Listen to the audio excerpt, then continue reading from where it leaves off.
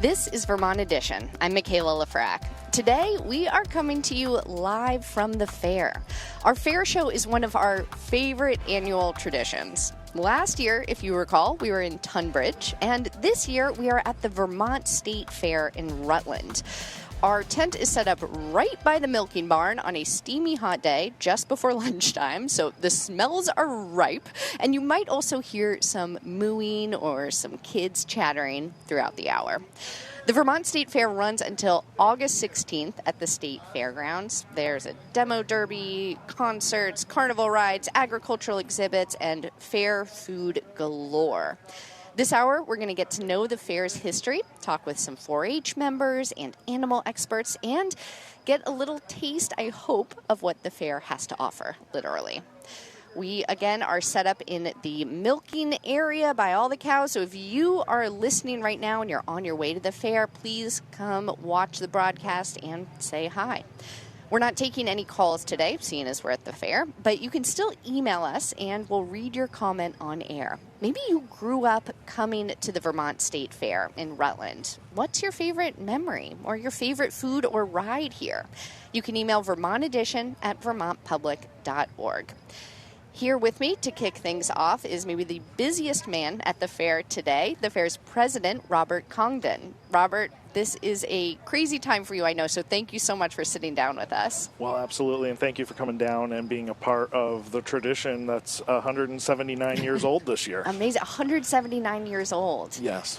So tell us about how preparing for this year's fair has been. You have a big job here. Well, I always joke it's 360 days of preparation for 5. There's a lot that goes into making this happen. There's work that happens almost immediately after we close in preparation for 2026. Lots of contracts that get passed back and forth while folks are even here right now and making this happen. So it's exciting. It's rewarding work. We are in the reward time now. I would say these 5 days are when we see all that hard work pay off. And how many people are involved as staff or volunteers in keeping this fair running? Oh, goodness. So we have probably right around 35 volunteers that are really the core group, I would say, at this point. That is a group of the actual elected board of our society. We're an ag society, so they play a major portion of that. Then there are some appointed directors that also play a part of that, and then just volunteers, people out of the organization that just want to be a part and want to see things happen. So you have a great family connection to the Vermont State Fair here in Rutland. You grew up coming to the fair, and your grandfather used to have your job. He was the former president. He did. I continue to say I have big shoes to fill. There's a lot that happened here, and it's interesting because we've gone through what I would describe as a renaissance now, where we've grown back from where we were, and he kind of went through the same thing. He was a part of building things in the 60s and then through the 70s and 80s and into the 90s, at the height when they had parimutuel horse racing here and for 10 days over Labor Day. Certainly we look different now, but we are bringing back and trying to reinstill all of those traditions that made the Vermont State Fair great and what it was. Yeah. And what are your earliest memories of coming to the fair? Well, I was actually thinking walking over here, one of the earliest memories I have, I was probably in grade school, and it was always a treat if Grandpa needed to come down and deal with something on the fairgrounds, and I got to ride along. My parents must have known I was weird then. But I got to come down with him, and there was an issue with water in this building that we're sitting right next to. And I remember coming down, and I think he picked me up from school, and we came over, and he was troubleshooting some problem, and that was probably one of my earliest memories coming onto the fairgrounds. Wow, so this building right here has been around for a while. It has been, yes. Yeah, absolutely. You were also telling us before the show that you weren't allowed to be part of certain parts of the fair lest people think that you might win a blue ribbon because of your connections. Yeah, not many people know that, and I get questions like, well, weren't you a 4-H'er or weren't you showing cows? And we weren't allowed. It was a rule in the family that we couldn't it might be favoritism, it might be nepotism. So we certainly got to come down and take part of the fair and obviously run all over this place and really get to know the nooks and crannies, but we just weren't allowed to be a part of the competitions because of that. So can you tell me a little bit more about the history of this fair? How did it get the moniker Vermont State Fair? Because there's lots of fairs around the state. Absolutely. So the original Vermont State Fair was over in White River. Sometime in the late 1960s, early 1970s, they went defunct. And I don't know all the ins and outs behind that, but my grandfather would have been president at that time, and the board at that time spearheaded pursuing the name shifting to Rutland because it was available. And since then, Rutland's been the Vermont State Fair. Oh, and the fairgrounds that we're on here today, like you just mentioned, there's a lot of buildings here that are here year-round. This fair doesn't just pop up out of absolutely nowhere for the 5 days a year it's running. What role does the land we're on play in the fair's history? Yeah, so the fair began in 1846. There's a few years in there that they actually met over in Castleton. Then there was a group of families that got together and donated this property, which is really central to Rutland, to the Ag Society. The rules surrounding that are as long as a fair takes place or a fair replacement event takes place, the family's donation stands and we're able to continue to use the property. That got a little dicey during Spanish influenza in our history. Sure. Also, World War I and World War II had some times where they struggled with that. And then most recently, of course, COVID. But we actually, because of those rules, during COVID, held a socially distanced one afternoon cow show, and that replaced the fair that year. So we actually used the property and were able to maintain our rules, basically. A socially distanced cow show. We did. Yeah, it was interesting that year, but it happened. Wow. Well, now here we are looking at a barn full of cows. There's a little girl over there about to wash a calf in some sort of contraption. Washing and actually probably getting ready to clip. Okay. Well, that just reminded me, though, speaking of there's a fan for the cow as well, which I love. It's hot here today. How are you all helping people battle the heat? So we have a misting area set up on the grounds. We also, of course, as all the fairs do, we have EMS on site all the time. So if somebody gets dehydrated or somebody needs some assistance, we've got them right, literally a phone call and minutes away. Okay. So that's a big help. But we are, as you see, fans everywhere. We've got all of the employees, especially. We're really making sure we're pushing the fluids, making sure that all of them are getting water. We've got all of that going on, and certainly we're excited because it looks like after this little cold front pushes through today, we might actually be a little more comfortable for the rest of the week. I'm ready for it, man. So you brought up water. That made me remember that your wife runs concessions here at the fair. So it's a real family business. I love talking about fair food, so I'm very excited you have this in. Do most of the concessions folks, do they come back year after year, or is there lots of turnover, get new foods, new trends, things like that? So we've had quite a growth. We in the 2019 time period I think that's my first fair that I was really plugged in here. At that point, for our vendors, I tell this story just because it gives perspective of how much we've grown. We issued between food vendors, soft goods, and all of those types of things, like 35 contracts that year. This year we issued over 110, which is a massive growth compared to where we were just a few years ago. But yes, a lot of them get established on their routes, so we're plugged into the route that they do on the circuit to all the other fairs, and they come year after year. And of course, from any given year, and this year's no different, we get new ones that call up and say, hey, we've heard about the Vermont State Fair. What, do you have room? And we try to play fair for everybody. We try not to book in too much of one thing. So we actually run wait lists for certain things if we're have an overabundance, to make sure that everybody gets a chance to have, all of the different types of food that are available. And Robert, as the president of the Vermont State Fair, I don't know if you can pick favorites here, but I do wonder, we have a truck going by very closely. We are really in the middle of the fair right now. I don't know if you can play favorites, but do you have a favorite fair food or concession stand? Oh, goodness. Well, I think that we have to, I try to spread myself around to a lot of different places when it comes to, certainly everybody looks forward to the Maple facility. Sure. They want to go to the Maple. It's Vermont. It's just so quintessential Vermont, right? But I know you've already spotted, and we had a conversation about the loaded tots, right? Yes. That's a big thing. Most of my brain is here with you, Robert, but there is a significant portion that's thinking about tots. Just there's so many different varieties, and the other thing is, and we've talked about generationally, many of the permanent stands, the buildings that are here that are doing food year after year after year, are really dedicated generations of families that have run these stands for a very long time. Robert Congdon, Jr., the president of the Vermont State Fair. I see you've gotten about 1 million texts and phone calls during this last 10 minutes, so I am going to let you get back to work. Thank you so much for telling us about the fair Absolutely. today. Well, thank you for having us, and thank you for being here. It's been a pleasure. Vermont Edition is live at the Vermont State Fair in Rutland today. Here with me now is Marsha Johnson. She's on staff at the fair, and Marsha, you're in charge of 1 million different things. You're the superintendent of the fair's Bucket of Junk sculpture contest, which we'll talk about. You run the writing contest. You run the fair museum. You help keep this place clean.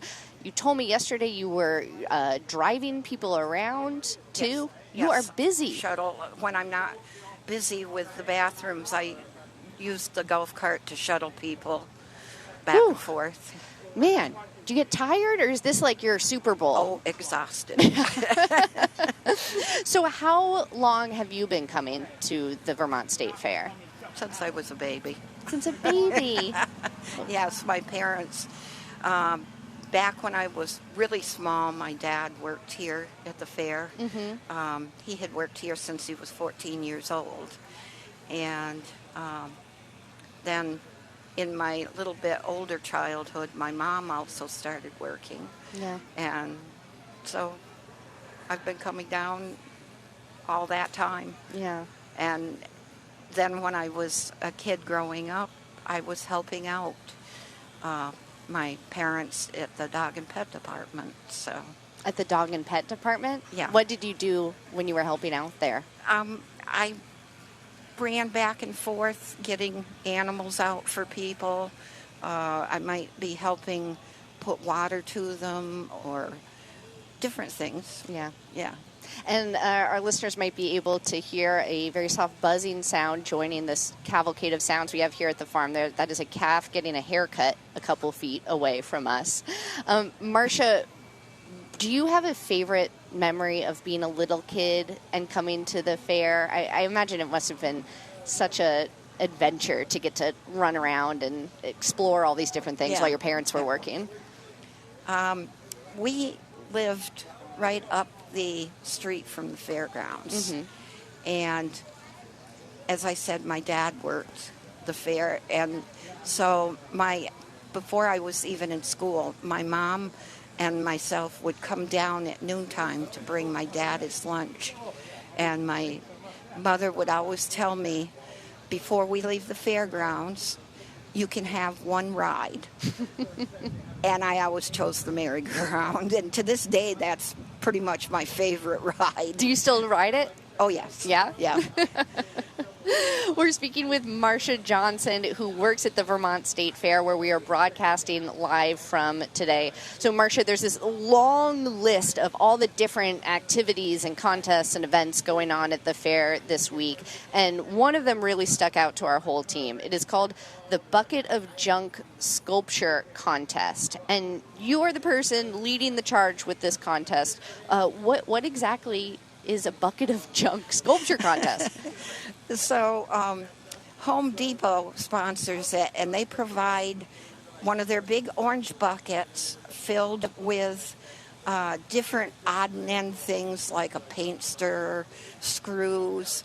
The popular thing is this spray can of foam, and several different items in it, and each bucket has the exact same items. Okay. And the people can build a sculpture from it without, they only have to use a piece of each item if that's all they can use. But they have to use a piece of each item, and they cannot add to it except for paint and glue. Okay. And that makes their sculpture. That makes it. Okay. It's amazing what people come up with. Yeah? Oh, yeah. Up in the museum is, from 2 years ago, the first place winner, and it's so real. She made this big platter of bread and muffins and bagels, and it was sitting in the fair office afterwards, and people came in and they were going to take pieces. And it wasn't real. Because it looked that real. The food looked that real. Wow. Yeah. That's okay. We'll have to make our way up there. You said that's at the Fair Museum, which you're also in charge of. What kind of fair history is up at the museum? Oh, pretty much. There's lots of pictures, and some are from quite far back. I have a picture of the main gate up on Main Street back in the horse and buggy days.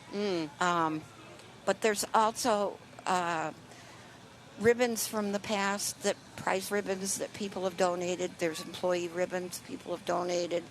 From my family, I have glassware that was won at the carnival and says, like, the blue glass and those kinds. Yeah. Yeah, and it says Rutland Fair on it, printed on it. From when? I'm figuring about the 30s or the 40s because it belonged to my grandmother. Yeah. There's old premium books.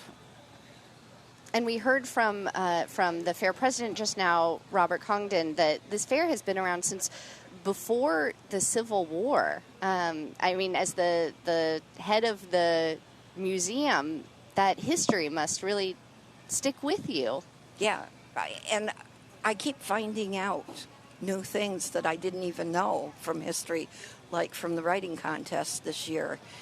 Somebody wrote about an event that I'd never heard of. What was it? Butter baby contest. Butter baby contest? Yeah. Tell me it's not putting butter on your baby. No, better. Better. Oh, my gosh. Better. Is this like a cutest baby contest? No. What is it? I'll stop guessing. It was like basically their health and different things like that. I can't remember all the things. I like my idea of a butter on the baby contest. I think we should institute that. What do you think? Well, fortunately, we stopped after a few years, apparently, having the Better Baby contest. Yeah. The first one, I believe, was in 1913. And funny enough, it did not actually take place on the fairgrounds. It took place across the road at Park Street School. Oh. But it was for the fair. Wow. Yeah, it seems like that one maybe is a good one to phase out for some other contests, like the writing contest or the sculpture. Everybody's horrified when they read it or hear about it. We can leave that one to history, perhaps.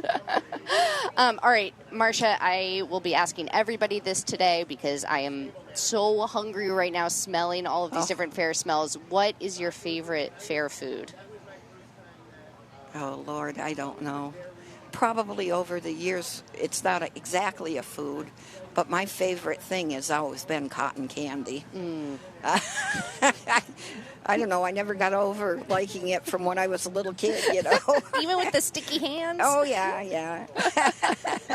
I try not to get sticky, but... And lastly, Marsha, you mentioned that you have been, in your very little spare time, helping to drive people around, driving the cart, you said.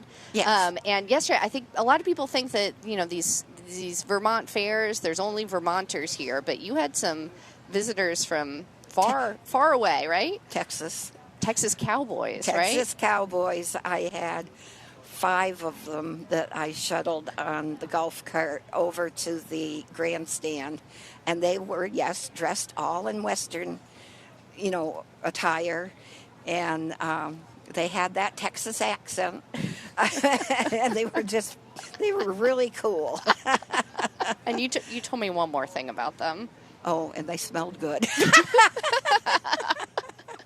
Marsha Johnson is on staff at the fair running almost everything here, including the Bucket of Junk Sculpture Contest and the Writing Contest, as well as the Fair Museum. Marsha, it's been so fun getting to know you. Thank you. You're welcome. Vermont Edition is live at the Vermont State Fair in Rutland. If you've come to the fair already this year, or you usually go to this fair every year and you have some memories you'd like us to share, please email us at vermontedition@vermontpublic.org, and we will share them this hour. All right, we got to take a quick break to get some water and get our next guest set, but don't go anywhere. We have more from the fair in just a moment. Stay with us. Welcome back to Vermont Edition. I'm Michaela Lafrac. This year, we are taking our annual fair show to Rutland for the Vermont State Fair. We are broadcasting live from the fair today. It is hot. There are lots of smells. I am getting very excited for the lunch that I'm going to get. I see some smoked meat over there and some tater tots close by. We're right by the milking parlor as well, and looking at some very beautiful cows and calves just a couple feet away. I have been wanting to learn more about the animals here at the fair, and so I'm very excited to talk to our next guest, Moonshine, Mooney, Shorey, who is the UVM Extension 4-H coordinator for Rutland and Bennington Counties. Mooney, welcome. Well, thank you. How's your day been going so far? It's been great. We kicked out this morning with shooting sports trailer setting up. Okay. We had performance, dog competition, and activities in the 4-H building. Nice. Okay, so you've been busy. Yes, very busy. So I hear that you didn't participate in 4-H as a kid, but now here you are leading everything. How did you get involved? How I got involved was that my nephew was in a musical, and one of the people in the musical was like, hey, I want to start a 4-H club for performance. And so I supported that and went to it, and then he ended up placing at states, and a part of winning at states is that you go to the Big E. And they didn't have a male chaperone to be able to go. So the kids wouldn't be able to go to the Big E. So I became a chaperone. And then through that, they asked me to join the Rutland Foundation board. Mm-hmm. And through that, last year, there was an opening where they needed someone for 3 weeks to help out at the fair. So a year ago, I helped at the fair. And since then, they got their claws in me, and now I'm the 4-H educator of Rutland and Bennington Counties. What have you learned over the past year in your position? So much, and just the community and how 4-H with all of our different clubs that are spread out throughout the state, but in how they work together and differently with like horses and dairy and performance and dog and goats and with the kids, just the different the agriculture, right. But then also doing the leadership and public speaking and volunteer work and, not just focusing on what might have brought them in, and then giving them all of the, teaching them the skills that they need to be great adults. Our listeners might have also just heard some loud sounds. If you're wondering what that was, I am here to report that it was some people stapling onto the barn walls. The barn is right here next to me, about a foot away. We are truly in the middle of the fair. You are in the milking parlor. Yes, we essentially you are in the milking. All right, so tell us about some of the other exciting things that people can see at the Vermont State Fair this year. Yeah, with 4-H, we have our dairy shows that you can come and see the kids showing the dairy. We have horse shows all week. And please stop by at the building where they have their arts and crafts, their STEM, their conservation work. We're also very excited that we've opened the second floor up again of the building and have brought back the booth contest. So, what's the booth contest? Well, we asked the clubs to decorate a booth that would support and bring people in to want to join 4-H. And the public can go up and vote for their favorite booth. And the club that wins will win a ice cream social later on. Okay, so, I heard there was an ice cream party and no one's invited me. You can come. Okay. Let's get a booth together for Vermont Public Radio. So Vermont Vermont's agricultural history, it runs so deep, but a lot has changed. We've seen a lot of dairy farms close over the last couple decades. Our culture is changing. This isn't news to anybody, but 4-H is one of the organizations that's really trying to keep that history alive and keep it not just from being history, part of our present. Yeah, I know. Like with 4-H and like as a broader scope, is doing like more with STEM and other things. But we're here in Vermont. We're not going to turn our back on agriculture because when you cut down like a redwood, you don't replace it with a redwood. Yeah. So these old farmers and these people that have been in the industry for long, I want to show them support because a lot of times they're the unsung heroes. And the amount of work and dedication that goes into just put on one aspect of it is so big, and they just do it without needing much support, and they just do it on their own. Yeah. And I just want to give them, I love the families and how much, but we are in a changing landscape where the world has changed. We don't have a lot of the stay-at-home moms that might have been helping put things on in the 4-H building and the support, and we still have the nostalgia of what a fair is, and we want that, but not necessarily a lot of the people are still doing that. So I want to make sure that the people that are doing it are supported and loved and given just the support they need to keep going. And Mooney, I feel like you are an excellent emblem of that change. Can you talk to us a bit about your fair outfit today? Because you have a great shirt on. Well, thank you. I made this at the Tunbridge Horse Clinic where I was learning how to do some stable management. It is spray bleach with some stencils, which is an amazing activity that we did at the Rutland Horse Clinic, and I have been bringing it around to do because I think it's just a really fun activity. Yeah, some bleach, some T-shirts, and some stencils, and you can do pretty much whatever. It's a purple and pink shirt with horse and star stencils on it, underneath a very classy set of red suspenders. Correct. You look great, Mooney. Thank you so much. Okay, fair food. I always got to bring it back to the food. Mm-hmm. What is the item that you are most excited about eating at the fair? It's not a fair to me if I do not get a maple milkshake and a sausage and peppers. Oh my gosh. That sounds so good. And it's so good. Do you eat them together? You got to space that out? Sometimes they're together. There's not just one time. We're not talking just, there's multiple. Sure. So yeah, sometimes they're together, sometimes they're separate. Sometimes we throw a blooming onion in there, a corn dog. Just toss it in. Yeah. That sounds amazing. Yeah. What are you excited for? Okay, I'm going to be splitting a bloomin' onion with our videographer today, Joey, who grew up in Rutland and says that is his favorite thing at this fair. So we're going to be doing that. I've also talked already a lot about the loaded tots. I'll be heading that way, and I should probably drink something at some point, too, because it's really hot here. Yes, drink the water. And the lemonades.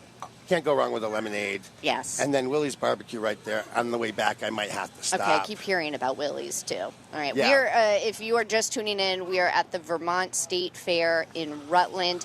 If you grew up coming to this fair and have a memory of it, or a different fair in your region that you love so much, reminds you of summer, email us about it to Vermont Edition at vermontpublic.org. All right, one last question. Oh, yeah, go ahead. Yeah, also, we're really talking about bring alumni, people that were in 4-H. We're having our first ever alumni meetup here at the fairgrounds on Saturday at noon. Nice. So if you didn't have to be 4-H from Vermont, can be anywhere. We'd love for people to show up and come and celebrate their past and get together and see get people interested in volunteering and getting a part, because we really do need the community. And we'd love to see you on Saturday or any day. The 4-H building is open from 10 a.m. till 9 p.m. every day of the fair.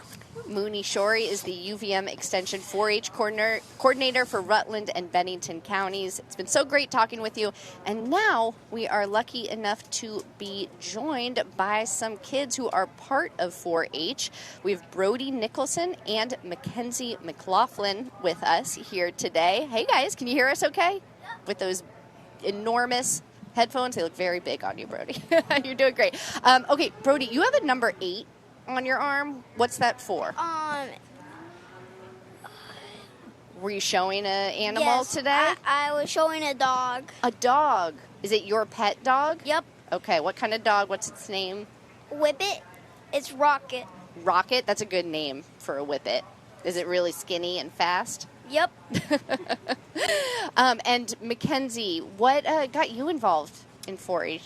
So actually, my sister started when she was 8 years old. Oh. And I was 5, so I technically couldn't join yet, but I'd go to all the meetings, and I eventually fell in love, and so I've been in 4-H since I was technically 5, but officially 8 years old. Wow. So this is officially my last year, which I'm very sad. How old are you now? I'm 18. Okay. So I just graduated high school. I'm off to college, but I plan to come back every year. Yeah. Are you heading out of state for college or staying around? So I'm actually going to the University of Florida, but I will be doing their online program for a couple years. Okay, great. I was going to say this heat today is going to get you ready for some time in Florida, but congratulations on that. you. And Brody, I didn't ask, how old are you? 8, almost 9. 8, almost 9. And I just heard that your dog, the Whippet named Rocket, won first place today. Is that Yep. true? In junior show. That's amazing. Congratulations. Are you excited? Uh-huh. So what does it take to show a dog? What do you do? It takes a lot of time to get your dog ready for 4-H. It takes a lot of practice. Yeah. What kind of practice? Are you walking the dog in circles or grooming? If you go to any of the meetings, if you have a dog, if you're not a clover bud, you would show your dog. Okay. Mackenzie, what's a clover bud? So a clover bud is, I believe, ages 5 through 7. Mm-hmm. So technically they're not enrolled in 4-H just yet because they're under the age limit. So once they turn 8 years old, they can officially be enrolled in 4-H. But a clover bud, you still get ribbons. They're just green ribbons. So once they turn 8 years old, if they're participating in like a cow show or a horse show or a dog show per se, they can get like first place, second place, all the way through up. Okay. So Mackenzie, what's your favorite animal to work with as part of 4-H? a horse. A horse? I love horses. Okay, what do you love about them? I don't know.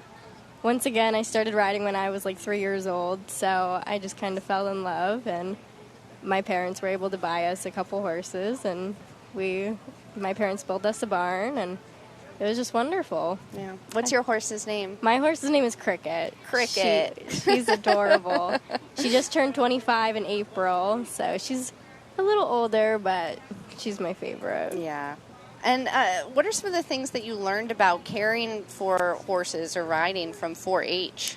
It takes a lot of work. Yeah. You have to be very patient. You have to go slow. You can't be running around all the time, and you have to have a calm personality most of the time because horses can pick up, I assume with every animal, they can pick up on if you're nervous or if you're excited, and sometimes they can freak out if you're a little too excited, and it's not necessarily a good thing all the time. So being patient and being relaxed is always a wonderful thing. Yeah, those are good skills to have outside of working with animals, too. Yes, absolutely. Yeah. So do you have a lot of friends who are part of 4-H, or was this a thing that you were kind of doing maybe separate from friends that you would make at school? So both. Throughout the years, I've had some friends join 4-H, and some of them stuck, and some of them decided that they just didn't enjoy it as much, which I think that happens with everything.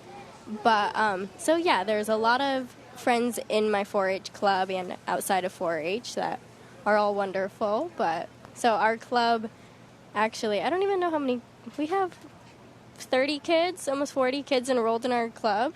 And we're close with all of them. They're wonderful. Yeah, we got a friend next to you Yes. watching our broadcast.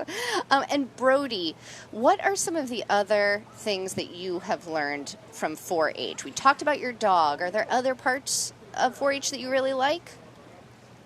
Getting together as a group. Yeah, what do you like about being together? Maybe seeing your friends? Do you get to eat food or learn something? Yes. Yeah. I bet there's a lot of fun parts of it. Uh-huh. And Mackenzie, about the fair, this fair, is there anything that you're excited about you should tell our listeners about who might be planning to come? I'm excited for the rides. I haven't been on them yet. I see the Ferris wheels here. It looks really fun. I can see the bright lights all the way from our horse barns. I'm excited for the food. Mm-hmm. I really like fried Oreos. Okay, that was my next question. Mm-hmm. Fried Oreos, yeah. They're wonderful.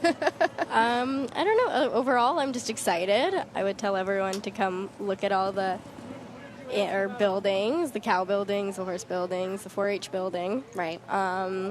Yeah, grandstands. It's wonderful here. That's Mackenzie McLaughlin with 4-H. And Brody Nicholson, last question for you. Do you have a favorite fair food? Hamburgers. Hamburgers, yum. Okay, well, I hope you can go get one soon since it is lunchtime. Thank you guys so much for talking with us today on Vermont Edition. Thank you. Thank you. All right, we're going to take one more short break, but stick with us because, you know what, there is a person with a snake around his neck who is going to be on this show, so we'll see if I can hold it together. Vermont Edition is live at the Vermont State Fair in Rutland. Don't go anywhere. Welcome back to Vermont Edition. I'm Michaela Lafrac. Today we are broadcasting live from the Vermont State Fair in Rutland. It's an annual tradition dating back to 1846. The fair is not Vermont Edition. It is a hot day here at the fair. We just had a tractor go by that's been pouring water onto the ground to keep the dust down. You might also hear the sound of cows mooing. We are essentially inside the dairy barn. We're right next to it. There's also a calf getting a haircut very close by and lots of kids and their families wandering around. It's a great day here at the fair. Our next guest is the very talented Blaine Goad. He's a magician and the owner of the Hocus Pocus Magic Show. Blaine, welcome. Well, thank you. It's a pleasure. All right, what are you doing here at the fair? You have a magic show happening? Yes, I'm doing 2 shows today, one at 2 and one at 5. And I think the next several days I'll be doing 3 shows per day. Wow. Okay, you're busy. Yes. And is Rutland, are you here every year? Is this a tradition for you? I've been here a number of times, but no, I go to a lot of different places. Yeah? All over the state or the country? All over currently all over the state and the northern part of New York and the northern part of New Hampshire. Okay. And I just read in my notes here, I thought it was a typo, but I think maybe it's not, that you have been doing magic for 70 years. Is that right? As of this January, it will be 70 years. I mean, you don't look a day over 60, so how is it possible? Well, it's very possible. Yeah, I'm not too far from being 80, so... So you started when you were a little kid. What got you into magic? Well, back in those days, there was a show on television called Howdy Doody. And so they used to have an occasional magician and, of course, a lot of puppetry. And so I'm into puppetry and ventriloquism and magic. Okay, well, ventriloquism, unfortunately, wouldn't translate well on the radio. But I do hear that you have a trick for us today. I do. It's something that you can do on the radio. All right. All right. Can we do it? Yes. What you'll want to do is to take your 2 index fingers and hold them up in front of your face, okay, a few inches away, and have a little bit of space between, maybe about an inch. You're not going to hypnotize me, are you? No. Okay, Blaine. And you bring the fingers closer to your eyes, and as you do, you'll start to see what appears to be a little hot dog, a little wiener floating in between your fingers. Do you see it? Yep, I see it. And if you wiggle, the little hot dog wiggles. I hope everyone listening is doing this too, unless you're driving. All right, what did you do? Did you put a tiny magical hot dog in between all of our fingers? No, how does that work? No, it's one of those optical illusions, but it's a good one. Well, now you made my eyes hurt, Blaine. So what's the source of your magic? Are there certain magicians or magicians' textbooks that you learn from, or is it just from a magical well inside you that you learn these things? Good question. Back when I started, of course, there was no internet. There was very little on television, and the magicians back in those days were not very sharing. So I had to read books, and I found a mentor, a fellow named Ken Pollard, who lived in Windsor, Vermont, and he took me under his wing, and he became my mentor for many years. And he died a few years ago at the age of 100. 100, wow. He was quite a guy. He used to cut his own wood when he was 95 years old. Wow. All right. That's a tough guy. Yeah. Incredible. Okay, so you have been learning magic from all these different sources.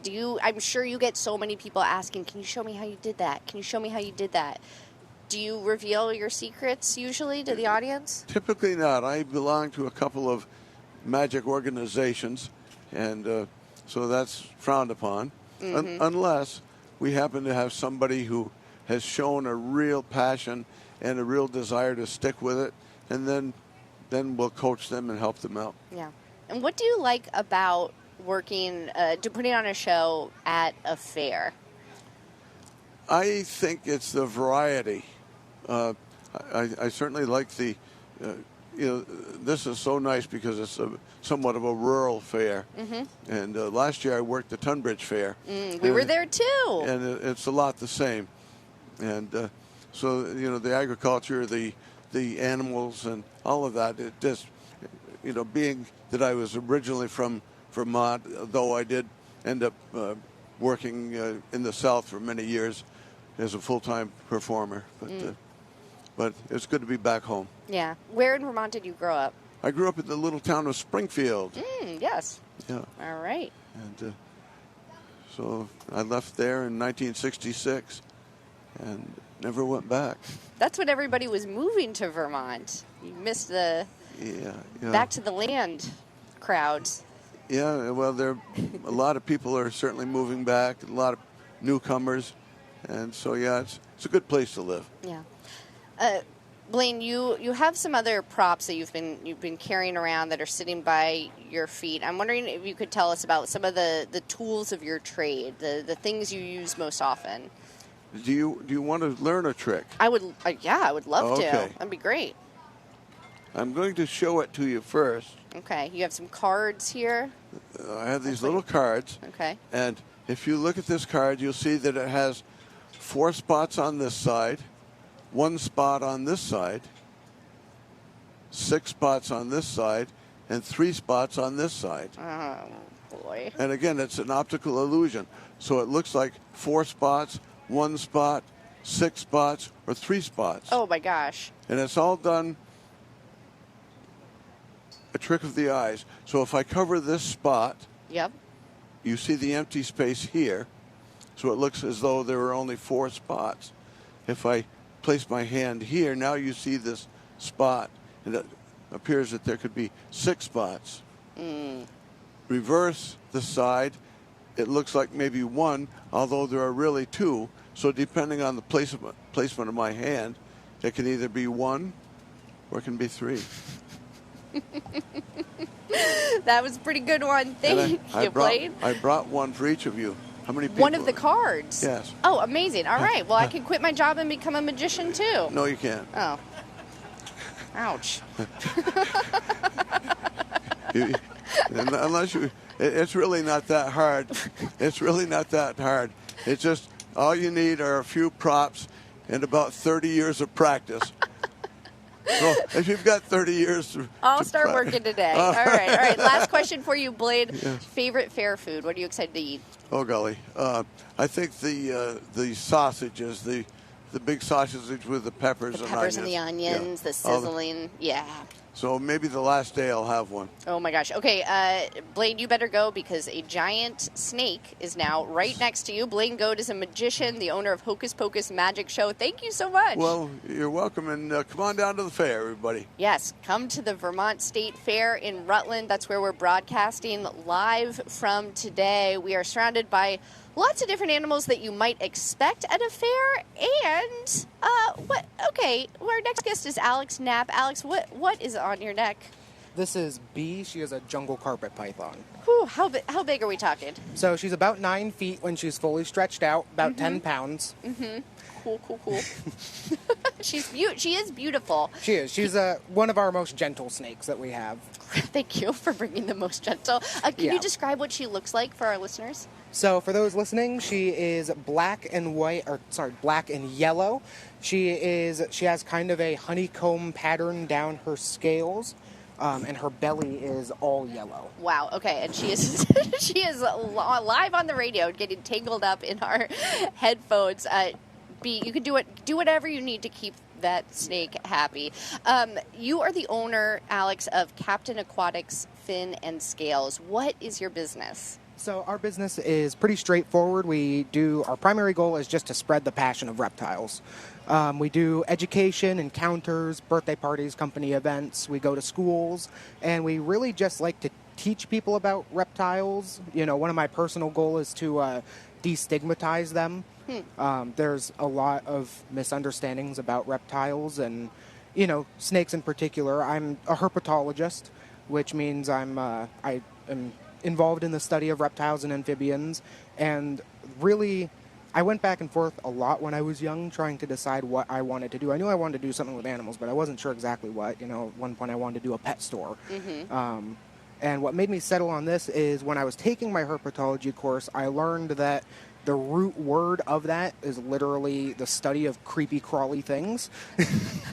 So even as far as way back then, they've just been described as creepy and weird, and I want to try to maybe help people understand them a little more. Wow. Well, you are clearly very skilled and exuding a sense of calm with this massive snake that is wrapped around your body right now.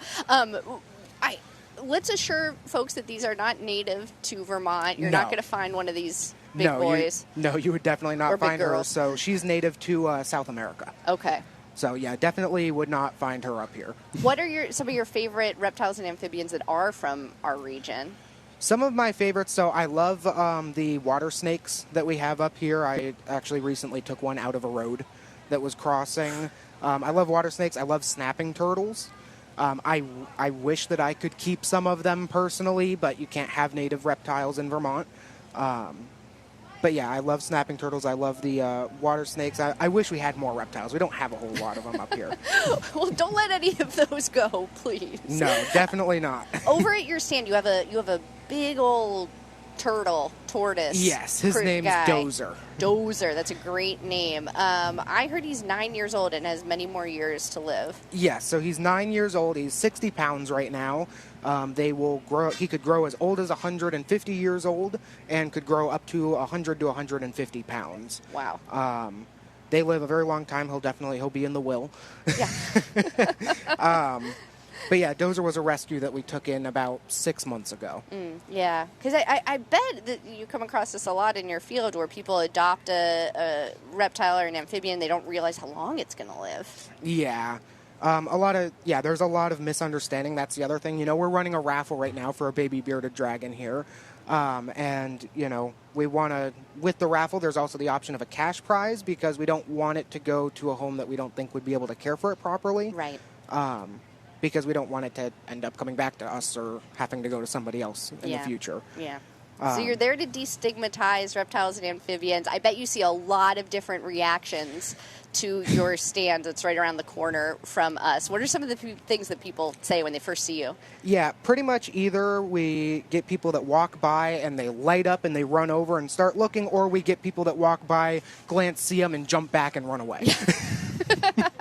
Those are pretty much the two reactions that we get, especially if the snakes are out. Yeah. Snakes are, I think, the most misunderstood, and they're the ones I try to do the most public work with. Yeah. Because they're also my personal favorite. Right. And I bet they're a lot happier than some of us are about this heat, too, right? Yes, they are enjoying the heat. It is a little intense. We have an air conditioning unit, and we try to keep them in the shade. But, yeah, they like the warmth here. Alex Knapp is the owner of Captain Aquatics Fin and Scales. He is here with what kind of animal? Jungle carpet python. Jungle carpet python, the first to appear, I think, on Vermont Edition. Alex, thank you so much. Oh, and last question for you. I got to ask everyone, favorite fair food? Favorite fair food, fried dough, for sure. Fried dough. That's classic. Classic, classic, not original, but definitely the favorite. It's so good. All right, Alex, thank you so much for coming over. Vermont Edition is broadcasting live from the Vermont State Fair, which is why we just had a massive snake on as a guest. We are over by the milking barn. We are surrounded by cows and kids and trucks and lots of great sights and sounds here today. Our next guest is the owner of Willie's Barbecue. Willie. Hi. How's it going? Welcome. Thanks so much for joining us. Great to be here. Thank you for having me. I'm guessing you're about to get very busy because it's, as we're broadcasting, it's 12:51 right now. Usually about 4 o'clock. The afternoon crowd, the early dinner crowd kind of comes in, and it starts to really pick up around then. 4 to 6 is kind of the go time. Yeah. Okay. Yeah. So how long have you been making barbecue at this fair? I bought that. I have a trailer. I have a barbecue business that I run on 22A in Benson called Willie's Barbecue. And I used to bring the trailer over here, and then I bought the stand in 2011. So I've been here since 2011 in this stand, and then the trailer I kind of leave back at home and shut that down and come over and run the stand here. Okay. Quite a while. What's different about running the stand versus being at the fair? Just the size. I run the stand myself. Yeah. All right. Well, the trailer alone, do it myself usually. And here I have a crew, and it's a lot busier. So. Yeah. How many people work with you? I have about 4 or 5. Okay. Yep. And can you give us a sense of like the quantities that you're going through? How much meat do you have to prep? Well, I do pulled pork and sliced top round on a rotisserie table, and ham. I cooked off 24 pork butts for the fair here. So that's what I started with, and we'll see if I need to do any more. Whew. And usually go through the top round about 3 cases during this, so that's about 9 top rounds total. They're about 20-something pounds each, so 200 pounds or so plus of the top round. What's your best seller at the fair? Oh, the beef sandwich. That's been here quite a while. That's kind of an old staple here. The stand's been here about 50 years or so, long before I bought it.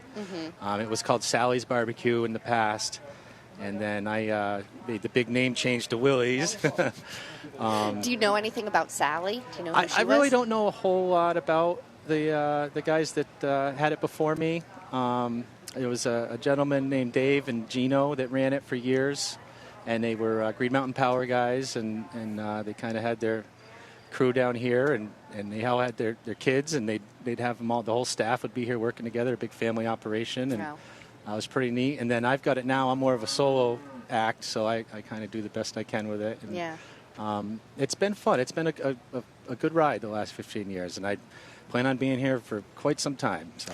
And Willie, I hear that your connections to this work go really deep. You grew up on a beef farm? I did. I grew up on a beef farm in Benson, and I went to culinary school at Paul Smith's. So I've been doing food in some form of fashion from farm to table since I was a little kid. Oh, wow. Okay, so you studied culinary arts. Yeah. And where else have you cooked besides Vermont, or has your whole career been here? No, I've spent some time, and I spent a summer in France in college. And cooked in France for a while, and then I cooked down in the Florida Keys at some resorts down there for a little bit, and then around Vermont. And then when I was in college, I lived in Saranac Lake, so I worked in Lake Placid at some of the restaurants there for a bit. So I've done the resort location, destination location type cooking for a while. Yeah. And I really just kind of wanted to do my own thing. Right. So I actually, before the barbecue, I actually had a vegan cookie company. Stop it. Yeah, I made vegan cookies for 8 years. What? And it was called Willie T's Good Food Bakery. Oh. And I had about 35 stores. And I kind of, that was a startup business. I kind of needed a steady paycheck, so I moved on from that at the time. I tried to run that and the barbecue at the same time. And really? You're doing both? That wasn't working. So I put the cookies to rest, but it's quite a swing going from vegan cookies to selling meat by the pound on the side of the road. Do you think any of your vegan cookie customers knew your other business? Oh, yeah. It's a small area, so people know kind of I don't know about, outside of the local area, but people kind of knew. Yeah. So. I was ahead of my time with the vegan cookies. I really Sounds was. like. I was way ahead of my time. I kind of wish I had it going now, and I might bring them back someday. We'll see. Yeah. Well, barbecue is a food that people have very strong feelings about, and there are regional differences all across the country. They do, and it's very interesting to hear how people know about me. Like, I don't do a lot of interviews. I really don't do a lot of advertising and stuff. It's really word of the mouth. And I'll have people. I had a couple came up from Boston a couple weeks ago, and they'd read about me in an article in Boston, and they came up to Vermont and made a point to come try my barbecue. Wow. And I just have a 30-foot trailer on the side of the road with 2 picnic tables, so it's not a big glamorous operation by any stretch. But you've got a reputation for good food. And I was up in Burlington one time sitting at Manhattan Pizza, and the table next to me was talking about me. Really? Oh, yeah, and I sat there and listened to him for about 10 minutes and then kind of leaned over and was like, hey, I really appreciate everything. I'm Willie. The benefits of living in a small state. It's interesting. Also a reminder to never insult somebody. Oh, you never know. When you're at a restaurant, because they might be sitting right next to you, too. They might know, yeah. You're right. If you're just joining us, we're talking with Willie Tyler, the owner of Willie's Barbecue. We are at the Vermont State Fair in Rutland. And, Willie, you said you've been coming to the fair for many years now and making this food. But is there anything different on your menu this year?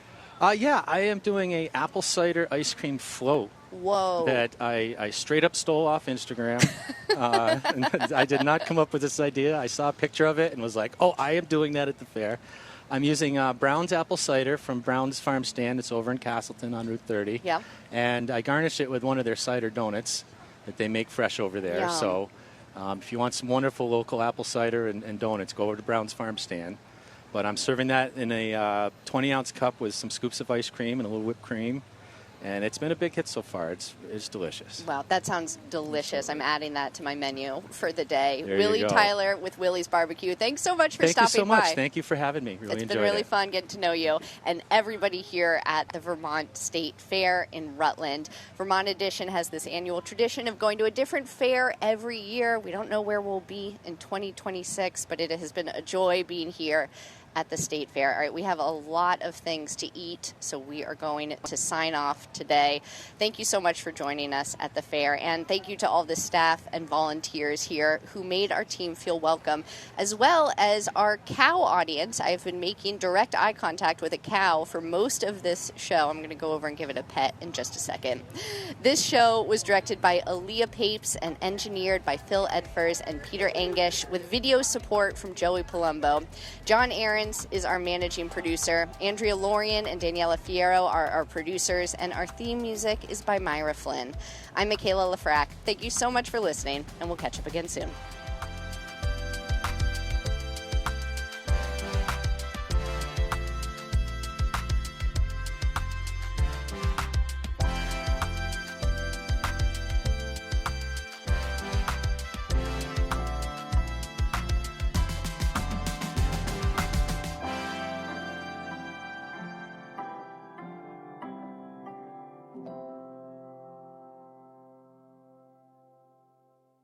These days, there's so much news, it can be hard to keep up with what it all means for you, your family, and your community. The Consider This podcast from NPR features our award-winning journalism. 6 days a week, we bring you a deep dive on a news story and provide the context and analysis that helps you make sense of the news.